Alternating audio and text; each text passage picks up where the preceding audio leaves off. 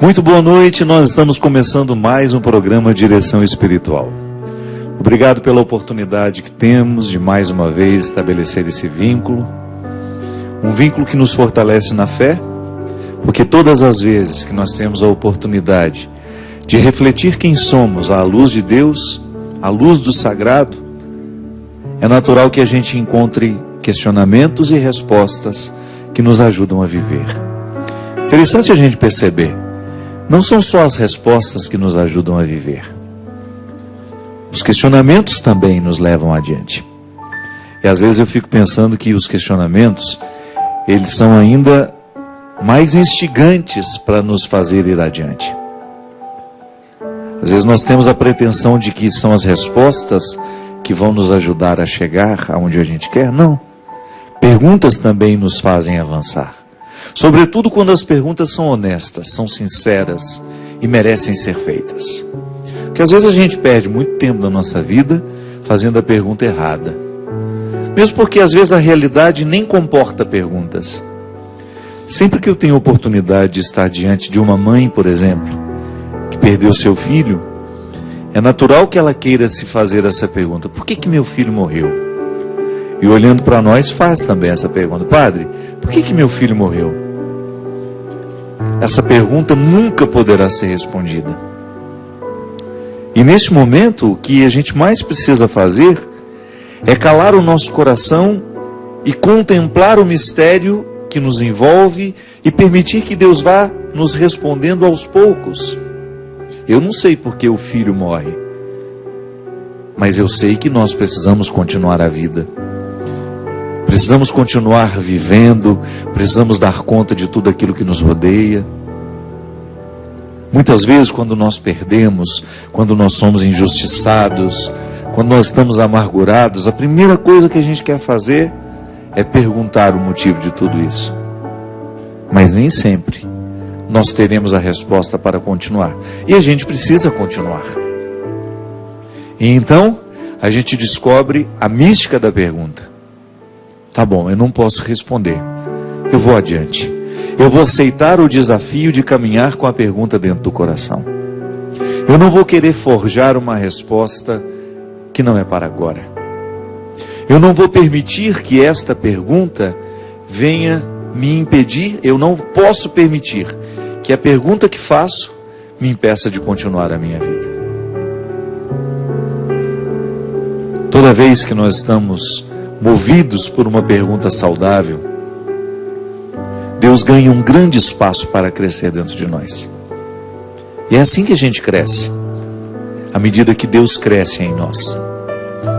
Pode parecer estranho isso, né? O ser humano cresce à medida que Deus cresce nele. À medida que nós vamos permitindo que esse Deus vai ocupando todos os espaços do nosso coração, da nossa mente, do nosso jeito de ser. E aí a gente vai se tornando mais capaz de perceber os erros que a gente comete. Os erros, sobretudo, em relação às nossas escolhas. Quando nós escolhemos errado, quando nós não permitimos que Deus nos indique o caminho certo, nós podemos cavar dentro de nós. Nós podemos abrir dentro de nós as estradas do insucesso. E é por isso que a gente precisa ter um coração sempre diante da luz. É preciso colocar diariamente a nossa cabeça, a nossa mente, como nos sugeriria São Paulo, para que o Espírito possa penetrar todas as estruturas que nos compõem, né? Para que a gente tenha condições de perceber melhor a vida que nós estamos vivendo. E hoje o programa de Direção Espiritual recebe um ser humano que eu considero muito honesto com todo esse processo. Primeiro porque ele vive para evangelizar. Ele descobriu muito cedo que para poder pregar a palavra de Deus é preciso vivê-la com muita coerência no dia a dia. E desde então, desde aquele descobrimento, Deus se tornou muito grande através desse homem e fala através dele a todos nós. Boa noite, seu Eugênio. Boa noite, meu amigo. Que honra, meu amigo, receber você aqui. Estamos de volta aqui. E que alegria, que alegria. Para mim é uma alegria ter você aqui perto de mim. Eu que já tantas vezes me abasteci com o seu ministério. Que bom, meu irmão. Já que fomos tantas vezes amizade antiga. Para a estrada, né? Vamos começar cantando a música da sua conversão, então? Claro, vamos. É uma música que eu gosto muito e eu convidei o Eugênio para estar comigo hoje. Ele sabe que eu estou muito cansado. Muito. E eu tenho vivido um momento difícil da minha vida e vou me cercar dos amigos para me ajudar a levar o programa, sobretudo quando eu perceber que a barra está muito pesada. E aí, quando eu cheguei aqui, o que a gente pode cantar? Ele me disse, vamos cantar, falou a música. Este pranto em minhas mãos. Este pranto em minhas mãos. E logo em seguida ele disse, a música da minha conversão. Ela ganhou ainda mais um significado mais bonito para este programa. Sim. Vamos lá. Senhor Christian, boa noite. Tudo certinho? Grande Christian. Então tá bom. Muito alegre eu te pedi o que era meu, partir, um sonho tão normal.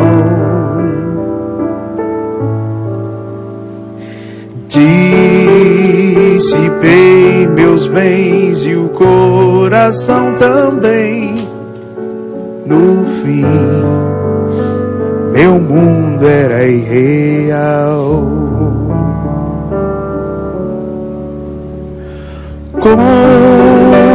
Confiei no teu amor e voltei. Sim, aqui é o meu lugar. Eu gastei teus bens, ó Pai, e te dou este pranto em minhas mãos. 1000 amigos conheci, disseram adeus, caiu a solidão em mim. Um patrão cruel levou-me a refletir. Meu pai não trata um servo assim.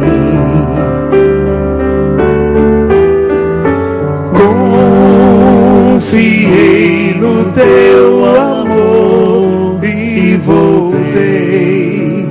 Sim, aqui é meu lugar. Eu gastei teus bens, ó Pai, e te dou este pranto em minhas mãos. Nem deixaste me falar da ingratidão. Sim, morreu no abraço mal que eu fiz. Coisa mais linda, né? É demais isso. Festa, roupa nova, anel, sandália aos pés. Voltei, a vida sou feliz.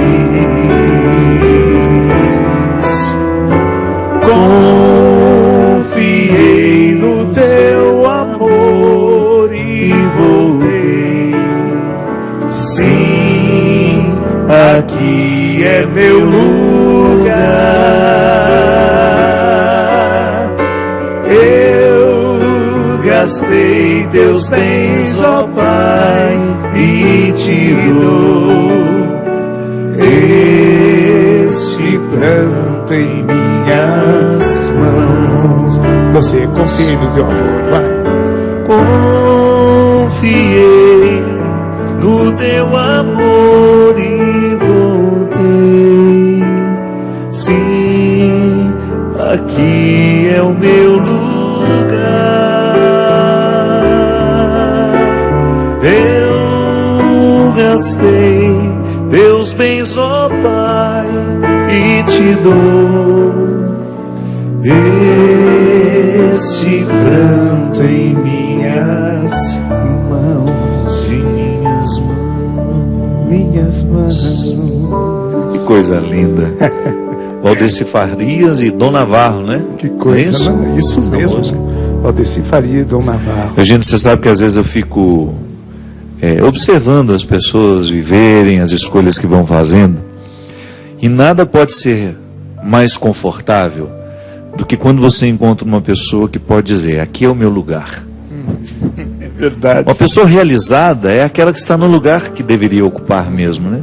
Não significa que ela já alcançou tudo, que ela já não precisa mais viver o seu esforço diário para se conquistar, para conquistar aquilo que pode ser dela ainda. Mas quando você percebe que ela já alcançou uma coerência, que ela não negligenciou a oportunidade de saber que lugar ela poderia ocupar. É muito triste quando a gente vê uma pessoa com muitas possibilidades, desperdiçando tudo isso, ficando num lugar que não é para ela, né?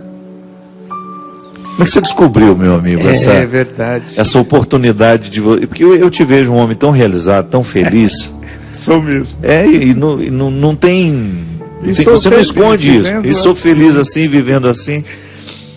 Como é que você fez essa luta para perceber quando você não estava no lugar que era assim? E a coragem que você precisou ter para renunciar o lugar que tantas vezes quiseram lhe colocar e que não era para você? Eu uso dizer que eu fui durante um longo tempo da minha vida como aquele paralítico que ficava à beira da piscina do Evangelho, lá na piscina de Betesda, não? E esse paralítico ficava esperando a piscina se mover, porque, segundo diziam, um anjo descia do céu uma vez por ano, movia as águas, né? E movia as águas naquela piscina. E era a hora do milagre. E o primeiro que entrasse era curado. Mas ele nunca conseguia entrar, porque era paralítico, e quando ia se arrastando para entrar, outro vinha e entrava. O espertinho pulava, né? E eu vivi um longo tempo da minha vida assim. Não tão longo, porque já aos 16 anos eu tive o privilégio de me encontrar com Jesus. Eu me lembro de minha mãe dizendo: como você é feliz, meu filho, de ter encontrado Jesus tão cedo. Ela dizia: eu já estou no fim da vida e só encontrei agora, né? Eu falei: mãe, nunca é tarde, né? Mas assim, esses 16 anos que eu julgo, puxa, podia ter encontrado ainda antes. Eu fiquei esperando a piscina se mover. E para mim, a piscina se movia numa falsa euforia do carnaval, porque eu era envolvido com o carnaval. Minha família toda era envolvida com o carnaval. E eu achava que a piscina, né, da minha alegria era o carnaval. E foi justamente no ensaio de carnaval, que eu estava preparado para ensaiar no carnaval, que acontecia um ensaio para a missa, em frente aonde a gente ia ensaiar para o carnaval, e os jovens cantavam... Em frente ao barracão da escola de samba? Em frente ao barracão da escola de samba. E os jovens começaram a cantar esta música. Lembro como se fosse hoje. Era uma quinta-feira, e eu ouvia ao longe aquela canção. A canção, para mim, não parecia familiar, eu nunca tinha ouvido antes. Mas Deus tinha escolhido falar comigo naquele dia, naquela hora. Ele resolveu dizer que, muito mais do que a piscina, o Jesus é o rio de água viva que se move todo o tempo, e não só uma vez por ano. E me fez descobrir naquela noite que, enquanto eu estava lá na beira da piscina, paralítico, esperando que ela se movesse para me ter um pouco de alegria, que o carnaval para nós era sinônimo de alegria, de euforia. Lá fora, nas ruas, Jesus caminhava como um rio de água viva que jorrava de um lado para o outro, realizando tudo o que ele realiza. E ali, naquele dia, mudou o rumo da minha história. Foi impactante, padre. Não foi assim: amanhã eu vou ver o que eu faço. Não, foi naquele dia em que eu tomei a decisão. aqui não é o meu lugar. Quando você sentiu a inadequação, né? Porque a conversão, ela começa na nossa vida, minha gente, no momento em que nós levamos a sério a nossa inadequação. Porque às vezes, Eugênio, as pessoas se acostumam com o mal-estar. Vivem uma vida de erros, acostumam-se ao mal-estar que a vida de erro provoca, e de repente deixou de se problematizar, deixou de sentir o incômodo, de levar a sério o que incomoda. E naquele momento, ouvindo a música, entrando naquela igreja, você percebeu a sua inadequação. É verdade. E aqui nem há um julgamento sobre o carnaval, de jeito sobre nenhum. as pessoas que gostam do carnaval. Eu, inclusive, gosto de samba, gosto muito. Eu nasci no samba também. Hein? Então, não é nada disso. Ele não está fazendo juízo, Só né? que Deus queria muito mais que aquilo para mim. Ele queria que eu fosse um evangelizador. Ele queria que eu me transformasse de sambista a salmista. Só mudou um pouquinho as letras. Então eu não era eu estando ali. E a euforia não me era o bastante. Você já cantava nessa Precisava de época, alegria. Não, eu era percussionista da escola de samba. Meu irmão era o presidente da escola de samba e eu era o braço direito dele. Então, naquele dia... Nossa história é parecida. O meu cunhado era o mestre da bateria. Sim. E ele me levou para trabalhar, porque ele Claro. sabia das minhas habilidades com desenho. Porque embora hoje eu não desenhe mais, eu sempre gostei de desenhar. E aí ele me levou para ajudar a projetar os carros alegóricos. Olha só. Eu fiquei lá, nunca mais saí do samba. Sim, e o meu irmão também me levou. Fiquei lá uns 5 anos trabalhando no carnaval. Mas aí percebeu que era mais, era algo mais. É o que você está dizendo, é interessante você identificar, porque se você também não tem uma voz que te chama, na sua vida foi justamente a música que estava tocando na igreja que te chamou a atenção. No meu caso foi uma mulher chamada Tia Ló. Tia Ló. Negra como você, que tinha um papel importantíssimo na minha vida naquela época. Ela tinha um filho que estava no seminário também, o Gilson. E ela sabia do meu desejo de ser padre, porque eu já nasci com esse desejo. Que lindo. Eu desde menininho, quando alguém me perguntava o que você quer ser na vida, eu falava que era padre. Mas é claro que depois você vai fazendo outras escolhas e esses desejos ficam adormecidos dentro de nós. E o carnaval me absorveu muito. Foram 5 anos muito intensos na minha vida, trabalhando nisso.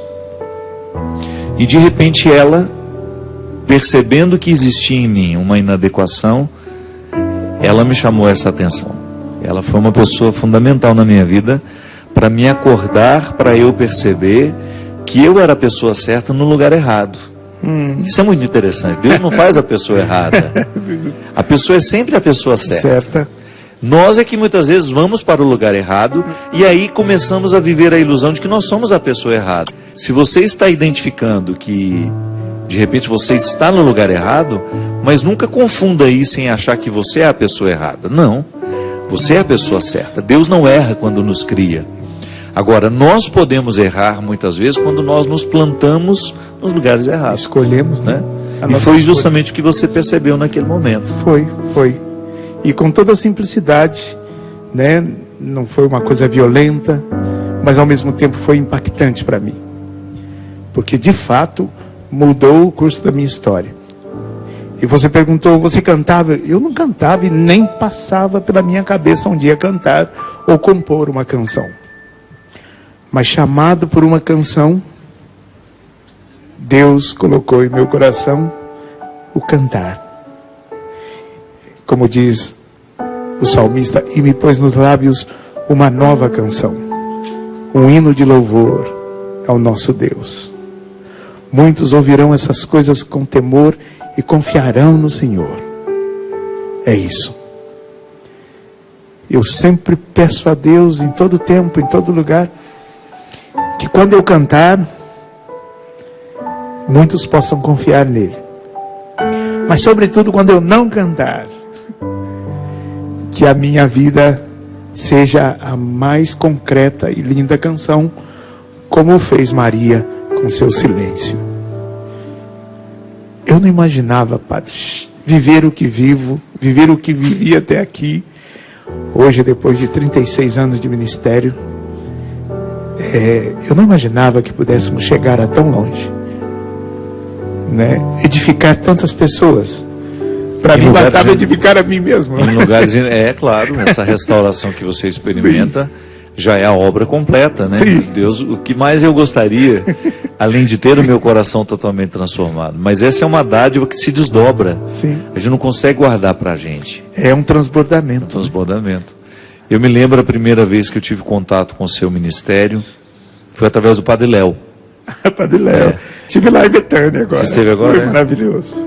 Eu já tinha tido contato com a sua música, mas nunca tinha escutado você cantar. Engraçado, né? Sim. Nós, naquela época da renovação carismática, os grupos cantavam as músicas e a gente não tinha nem ideia de onde tinha vindo aquela música. Sim. Aí um belo dia eu entrei no carro do Léo, eu lembro direitinho, ele tinha um Cadete novinho, que tinha acabado de comprar. Vou dar uma volta nesse carro. Vou dar uma volta. É assim mesmo. Aí eu fui lá, tomei um banho, fomos para Blumenau, me lembro direitinho. Blumenau. Participar de uma missa. Que eu não tinha paciência com aquelas missas de renovação carismática, então ele me comprava com jantar. Ele falava assim, nós vamos para a missa, depois nós vamos jantar. Então, primeiro ele convidava para jantar, e no meio do caminho, tem uma missa antes. Muito esperto. Esperto. E aí, ele colocou, eu me lembro direitinho que estava escrito assim, um CD capa branca, escrito com um rosa, meio... Grupo Mensagem 2000. Um bordozinho, assim, Mensagem 2000, Grupo Mensagem 2000. E quando eu comecei a ouvir, você não faz ideia de como eu fiquei impressionado, porque eu sempre gostei de música. E a música católica que eu conhecia era a música do Padre Zezinho. Sim. Eu ainda não tinha contato acesso. Já tinha escutado o Monsenhor Jonas na época, quando eu morava... Eram os padres que cantavam. Eram os padres que cantavam. O Padre Jonas, na época, não era Monsenhor, Padre Jonas... nós acordávamos com as músicas dele todos os dias no Postulantado. Olha só. 5:30 da manhã estava tocando o Padre Jonas para a gente acordar. Inclusive peguei até um pouco de implicância dele na época, porque era um horário muito ruim de você acordar, né? 5 horas da manhã, você passa a não gostar dela. E depois, quando eu ouvi você cantando, eu falei, mas ele é padre? E o Léo, não, é um grupo lá e contou a história de vocês. E eu fiquei impressionado de ver a jovialidade que estava naquelas canções. E era uma jovialidade responsável. Esse povo leva a sério o que faz. Foi a primeira impressão que eu tive quando eu escutei você cantando. Como é que era aquela lá Enfim, o disco todo era bom. O disco todo era muito bom. Mas tinha aquela como a semente, como a chuva. Como o vento a espalhar sementes. Isso. Eu quero espalhar Jesus. Você lembra disso, Christian? Coração. Você nem era não é do nascido. tempo dele, não. Ele nem era nascido. Sabe por quê? Porque nós gravamos ainda LP. Foi no LP que depois virou CD, depois virou né? CD. Então o LP foi o nosso canto, nossa vida, que foi o primeiro. Depois o Eis que Faço Novas Todas as Coisas. Já gravamos 2 LPs até chegarmos depois a gravar o CD, né? Que foi a união dos dois. Hoje nós estamos recebendo aqui do programa Direção Espiritual meu querido amigo Eugênio Jorge, que alegria, nos ajudando a refletir a conversão, a pensar a nossa vida. Daqui a pouquinho a gente volta, nós vamos para o intervalo e a gente volta com o Eugênio e com mais música para nós.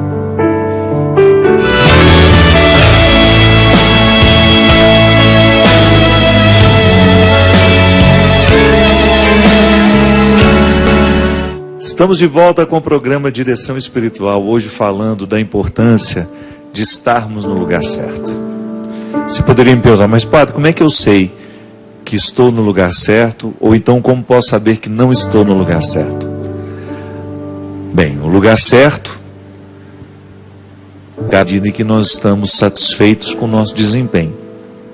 Quando você deita a cabeça no travesseiro e você está satisfeito com a vida que você está vivendo, ainda que você esteja incomodado, porque você sabe que precisa melhorar. E a gente sabe que está no lugar errado quando prevalece aquele mal-estar, aquela indisposição que vai nos sinalizando para as mudanças que nós precisamos fazer. Agora, Eugênio, é difícil mudar, não é? É muito difícil. É difícil mudar o curso, né? Nossa Senhora. O curso da história. Eu estava me lembrando aqui que esta canção, até o senhor tinha tomado aqui a passagem, né? É a canção do filho pródigo, que tinha feito uma escolha e estava seguindo para um rumo que ele tinha escolhido. E por ter escolhido, pagava o preço da sua escolha.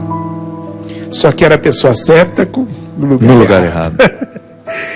Mas graças a Deus, ele descobriu em tempo. Descobriu que ali não era o seu lugar e voltou para o lugar que era o seu lugar. Que é interessante que o Evangelho está em Lucas 15, se você quiser conferir, né? Lucas 15, a partir do versículo 11. Eugênio, o que eu acho interessante é que ele chega justamente à compreensão de que está no lugar errado, e ele ainda não retoma a consciência de si mesmo. Ele toma parte dessa consciência, que é justamente quando ele começa a perceber que ele está comendo a mesma comida dos porcos, ele pensa, bem, lá na casa do meu pai, um empregado não é tratado assim. O empregado do meu pai tem uma comida melhor do que essa que eu estou comendo. Vou voltar como empregado que vai ser melhor. Já que ele tinha aberto mão dessa filiação. É muito triste, mas o filho pródigo, esse menino aqui, quando ele pede ao pai a parte da herança que lhe cabe, é como se ele estivesse dizendo para o pai que a partir daquele momento o pai estava morto. Pedir a herança, no contexto bíblico, é dizer, o Senhor não existe mais para mim. E quando ele se arrepende do que estava vivendo, não sei nem se foi um arrependimento. Quando ele chega à conclusão de que aquela vida que ele estava vivendo não era boa, pode ser que aqui ainda não havia arrependimento no coração dele. Profundo não. Pode ser que ele só estava chateado com o resultado das escolhas. Eu acho que o arrependimento dele acontece quando ele olha para o pai e o vê na estrada e canta justamente a frase que você gosta tanto. Morreu no abraço o mal que eu fiz.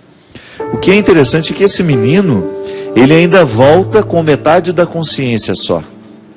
Eu vou ser um empregado do meu pai. E no entanto, quando o pai o encontra, quando o pai o vê, ele sabe muito bem que ele jamais vai ser tratado como empregado, porque ele continua sendo filho. É engraçado porque nós muitas vezes, no exercício do nosso ministério de evangelizadores que somos, uma das grandes dificuldades que a gente tem é justamente de convencer o pecador, aquele miserável, o mais miserável que passar pelo nosso caminho. O nosso maior desafio é justamente convencê-lo de que ele ainda merece a misericórdia. Ele não deixou de ser filho. Deixou de ser filho. Né? Muitas vezes se distanciou, magoou até o pai, feriu o pai, mas nunca, jamais vai deixar de ser filho. Muitas vezes até maltratou o pai, disse palavras duras, mas será sempre filho. Isso é maravilhoso. Aquele jovem, embora estando tão distante, o pai o esperava ansiosamente. Eu imagino aquele homem, aquele pai, indo todos os dias à janela e olhando o horizonte. Porque o pai não esquece o filho, né? Você que é pai sabe melhor que eu, nem né? me fale. Já estou aqui com o peito apertado. É lindo porque o pai não está com o dedo apontado para onde o filho caiu. Ele está com a mão estendida de onde o filho vai se levantar. É assim que eu vejo o pai do filho pródigo, né? Aquele que não está com o dedo apontado dizendo, não te falei danado, eu falei que você ia quebrar a cara, não? Não disse ao dedo. Não. Ele está com a mão estendida dizendo, agora levanta. Fica de pé outra vez e sigamos em frente, porque a vida continua. Já que descobriu que aqui é o seu lugar, agora vamos em frente. E nós vamos em frente com a graça de Deus, com o abraço do Pai. E assim deve ser com cada um de nós. Não podemos arrefecer, desistir. Sempre é tempo de recomeçar. E recomeçar no lugar certo. Porque nós somos pessoas certas. Só precisamos encontrar o lugar em que Deus preparou, predestinou para estarmos e aí produzirmos os frutos, não, padre? É o que a gente falava no início do programa. Muitas vezes nós ficamos ávidos por respostas. Sim. Mas às vezes uma pergunta vai nos mover com muito mais intensidade do que uma resposta. E é por isso que a gente precisa se interrogar diariamente, levar a sério os desassossegos. Nós não podemos nos acostumar com o que nos incomoda. A gente precisa prestar muita atenção nos sinais que a vida vai nos dando, nos indicando que nós estamos no lugar errado. Engraçado que o caminho de retorno desse menino começou justamente no momento em que ele teve coragem de perguntar: será que essa é a vida que eu posso ter? Será que a consequência do meu pecado só me entrega essa vida miserável que hoje me resta? E foi justamente no momento em que ele trabalhou com a possibilidade de voltar para ser empregado. Mas a reconciliação que o pai oferece ao filho não é só devolver a ele a oportunidade de estar por perto, mas é de ser reintegrado à família. Apesar de ter queimado toda... Lá em Minas a gente fala isso, né? Queimou o dinheiro que tinha, né? Desperdiçou todos os bens materiais que tinha. Mas ainda havia ficado uma riqueza, que era justamente o fato de ser filho daquele homem. E isso os ligava profundamente. É interessante, Eugênio, porque eu, como padre, encontro muitas vezes pessoas certas nos lugares errados. E às vezes a minha indignação é justamente de perceber que muitas vezes o movimento do mundo, da própria estrutura familiar, é de se acostumar com as pessoas certas nos lugares errados. Isso é muito triste. É muito triste. Você vê uma pessoa desperdiçar a única vida que ela tem, porque nós não acreditamos em reencarnação. Então, uma pessoa desperdiçar a vida que... Ainda que acreditasse em muitas vidas, a vida é muito sagrada para ser desperdiçada. Ainda que eu tivesse muitas outras vidas, uma única vida precisa ser vivida com qualidade. É verdade. Nós não podemos brincar com essa oportunidade que a gente tem de ser quem a gente pode ser. De buscar lá no fundo das nossas possibilidades o fato que nos mantém em pé diariamente, lutando, trabalhando para que o nosso lugar seja construído. O senhor dizia que muitas pessoas podem estar perguntando: mas quando que eu vou saber se eu estou no lugar certo ou se eu não estou? E eu estava aqui enquanto ouvia, pensando, é uma boa pergunta que exige uma boa resposta. Eu acho que o grande sinal de que nós estamos no lugar certo é a nossa vida transbordante. Porque a vida é para se transbordar. Foi Jesus que falou isso. Sim. E viver em abundância. E essa intimidade com o Pai, essa proximidade com o Pai. Porque quando nós nos afastamos, nós nos esvaziamos. O jovem se afastou do Pai e se esvaziou de uma tal maneira que ele não tinha nada para dar. Agora era um necessitado até de comer lavagem, porque não tinha o que dar. Tudo que transbordava nele se perdeu, porque se afastou do Pai. Ah, quantas vezes nós nos afastamos de Deus, nos afastamos do Pai, nos afastamos de Jesus e, consequentemente, nos afastamos de nós mesmos e perdemos a referência de quem somos e do que Deus é capaz de fazer em nós e através de nós. Daí o desafio de nos aproximarmos daquele que é água viva, como eu dizia, daquele que é uma fonte que transborda constantemente, uma fonte de água viva, e nos deixarmos encher desse dom que transborda em nós. Até inclusive quando as pessoas me perguntam: Eugênio, quando eu sei que uma música que eu vou compor, que eu estou compondo, é uma música boa? Eu digo: quando ela for fruto do transbordamento da sua relação com Deus. Transbordou, é fecunda, é bênção, é certo que vai fazer bem às pessoas. Então, se a sua vida não está sendo transbordante do bem, da alegria, da serenidade, tem alguma coisa errada. Em algum momento você errou o caminho, você está no lugar errado. E é interessante porque a própria produção do disco, né? Quando é que você produzia um disco? Sobretudo eu sei que o seu processo era assim. Quando você tinha alguma coisa que realmente era preciso ser dita. Senão você nunca se forçava a fazer um disco que não estava maduro para você. Eu me lembro que quando você lançou Frutos, eu me recordo muito bem do bilhete que eu lhe mandei quando eu ouvi o disco. Sim. Que era justamente, eu tinha uma sensação de que eu estava diante de não era de um repertório, eu estava diante de uma vida narrada através de canções, de histórias, de sofrimentos. Melhor CD de nossas vidas, sim. É aquele que nasce justamente da experiência vivida. Da experiência. Ah, tá bom, mas você não é compositor, você está nos assistindo, você não canta, você não compõe, você não grava discos, mas você identifica direitinho o que nós estamos falando.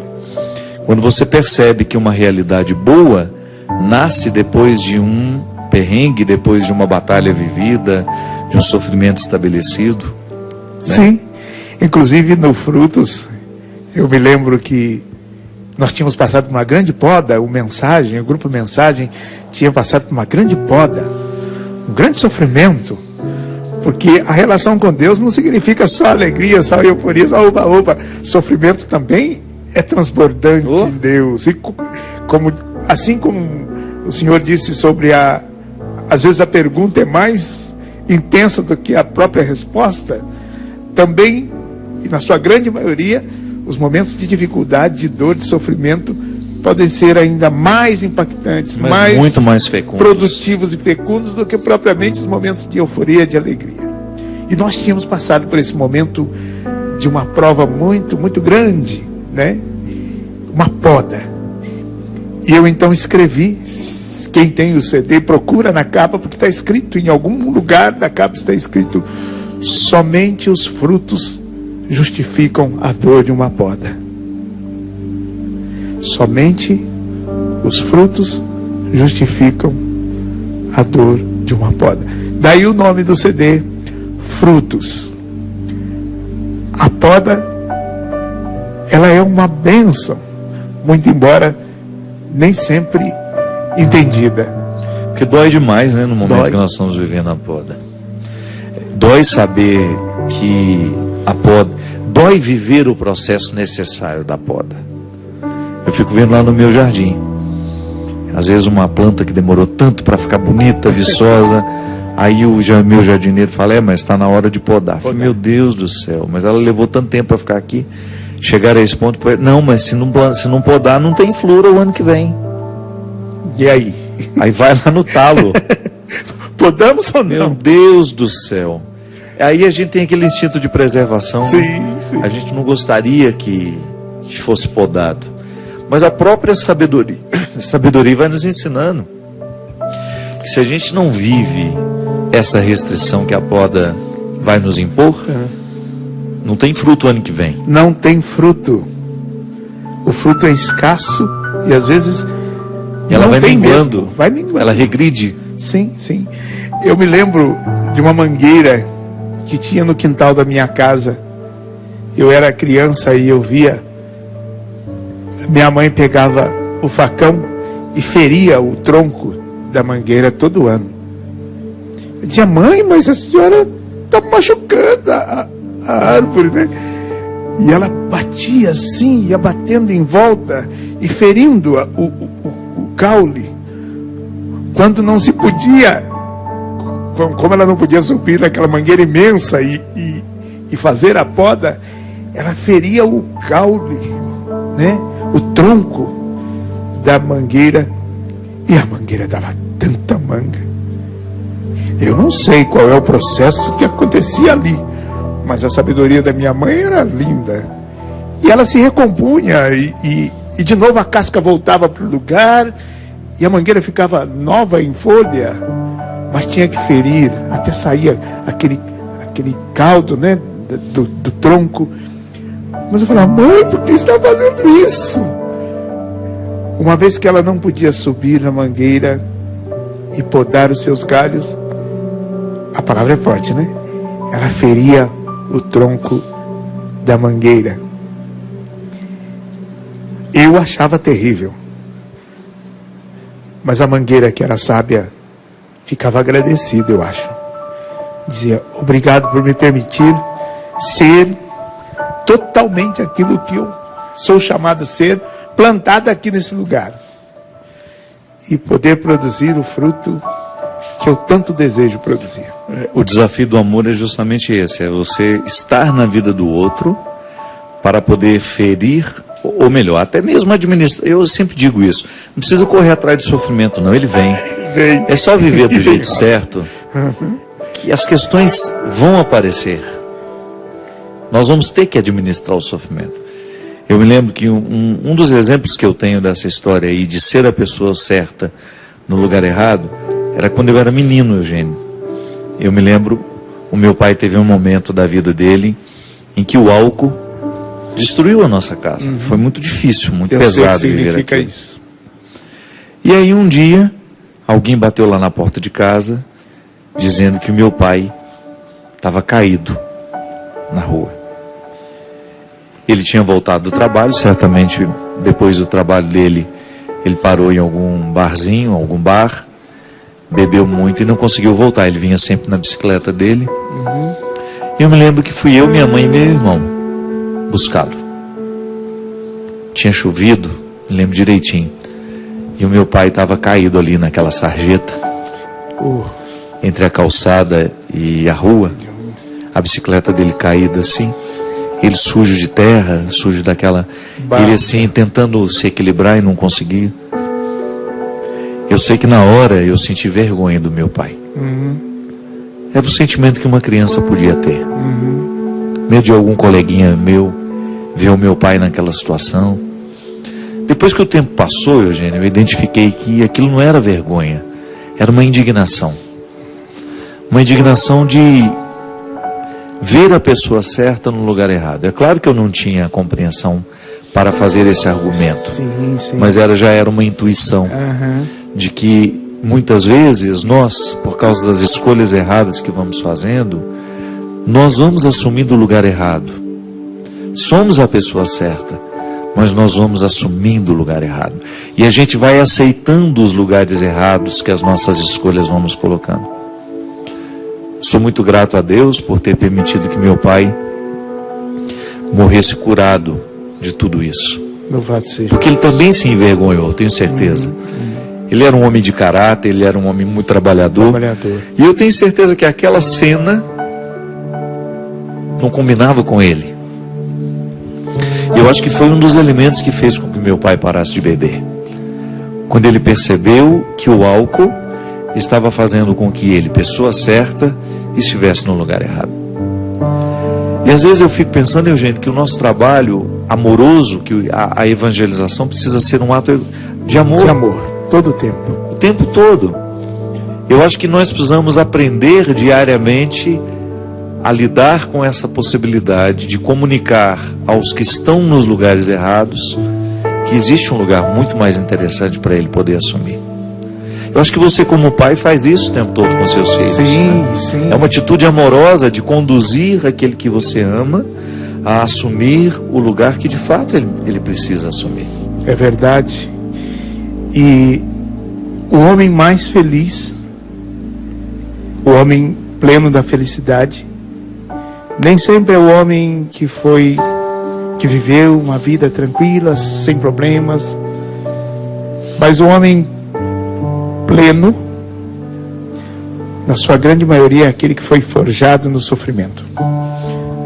Forjado no sofrimento. Porque quando chega a felicidade, sabe o que significa ser feliz.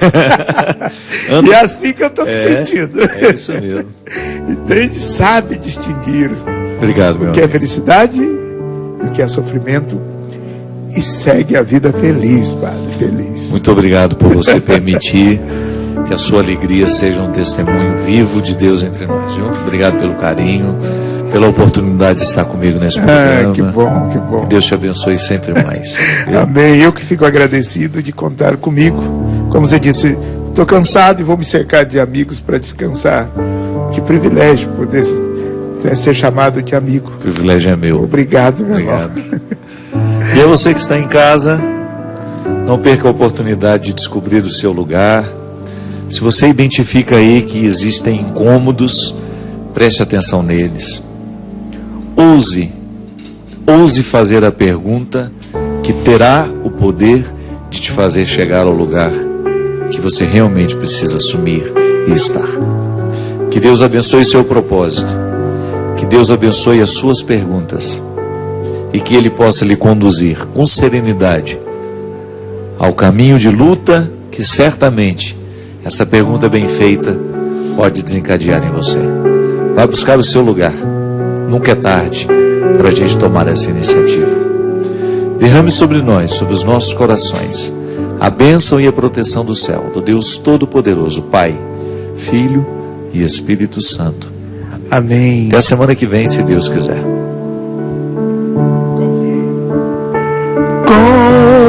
Confiei no teu amor e voltei. Sim, aqui é meu lugar. Eu gastei teus bens, ó Pai, e te dou